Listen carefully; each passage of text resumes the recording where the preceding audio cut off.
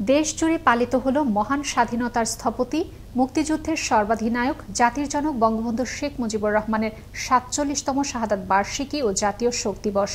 প্রতিনিধিদের পাঠানো তথ্য ও ছবিতে থাকছে বিস্তারিত। কুমিল্লা জাতির জনকের প্রতিকৃতিতে পুষ্পার্ঘ অর্পণ সহ নানান কর্মসূচির মধ্যে দিয়ে পালিত হল বঙ্গবন্ধু শেখ মুজিবুর রহমানের ৪৭তম শাহাদাত বার্ষিকী ও জাতীয় শোক দিবস। দিবসটি উপলক্ষে সোমবার সকালে নগরের উদ্যানে বঙ্গবন্ধু মুরালে শ্রদ্ধা নিবেদন করেন সংসদ সদস্য বীর মুক্তিযোদ্ধা হাজী আকম বাহাউদ্দিন বাহার সহ সর্বস্তরের মানুষ।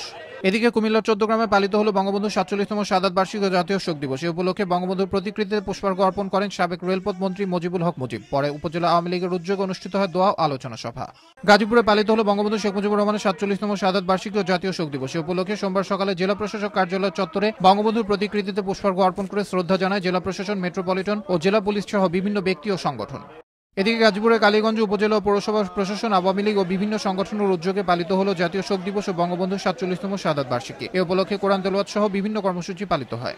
পটুয়াখালী গলাচিপায় নানান কর্মসূচির মধ্য দিয়ে পালিত হল বঙ্গবন্ধুর ৪৭তম শাহাদাত বার্ষিকী ও জাতীয় শোক দিবস। এ উপলক্ষে সোমবার বেলা ১১টায় আলোচনা সভা ও শোক র্যালি অনুষ্ঠিত হয়। এর আগে সূর্যোদয়ের সাথে সাথেই জাতীয় পতাকা ও শোক কালো পতাকা উত্তোলন করা হয়।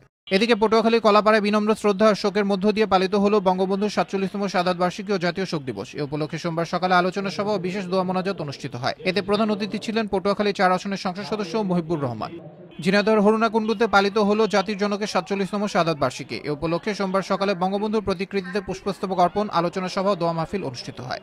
বঙ্গবন্ধুর ৪৭তম শাহাদাত বার্ষিকী ও জাতীয় শোক দিবস উপলক্ষে শ্রম ও কর্মসংস্থান প্রতিমন্ত্রী বেগম মুন্নুজান সুফিয়ান, মুক্তিযোদ্ধা সংসদ, আওয়ামী লীগ বিভাগীয় জেলা প্রশাসন এবং কেসিসি সহ বিভিন্ন ব্যক্তি ও সংগঠন জাতির পিতার মুরালে পুষ্পমাল্য অর্পণ করে। এছাড়া নগরীর ৭ নং ওয়ার্ড কাউন্সিলর সুলতান মাহমুদ পিন্টুর আয়োজনে অনুষ্ঠিত হয় মিলাদ মাহফিল। বঙ্গবন্ধুর ৪৭তম শাহাদাত বার্ষিকী ও জাতীয় শোক দিবস উপলক্ষে সিরাজগঞ্জ জেলা প্রশাসনের আয়োজনে সোমবার সকাল ১:১০টায় শহীদ এম মনসুর আলী অডিটোরিয়ামে অনুষ্ঠিত হয় আলোচনা সভা ও পুরস্কার বিতরণী অনুষ্ঠান। এ সময় প্রধান অতিথি হিসেবে উপস্থিত ছিলেন সংসদ সদস্য ডাক্তার হাবিবি মিল্লাত।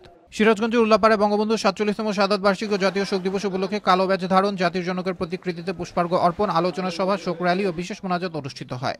এদিকে সিরাজগঞ্জের শাহজাদপুর উপজেলা আওয়ামী লীগ ও শাহজাদপুর উপজেলা প্রশাসনের নানাবিধ কর্মসূচির মধ্য দিয়ে পালিত হল বঙ্গবন্ধু শেখ মুজিবুর রহমানের ৪৭তম শাহাদাত বার্ষিকী। আওয়ামী লীগের আয়োজনে সোমবার সকালে বঙ্গবন্ধুর জীবন দর্শন ও রাজনৈতিক কর্মভিডিও প্রজেকশনে প্রদর্শন করা হয়।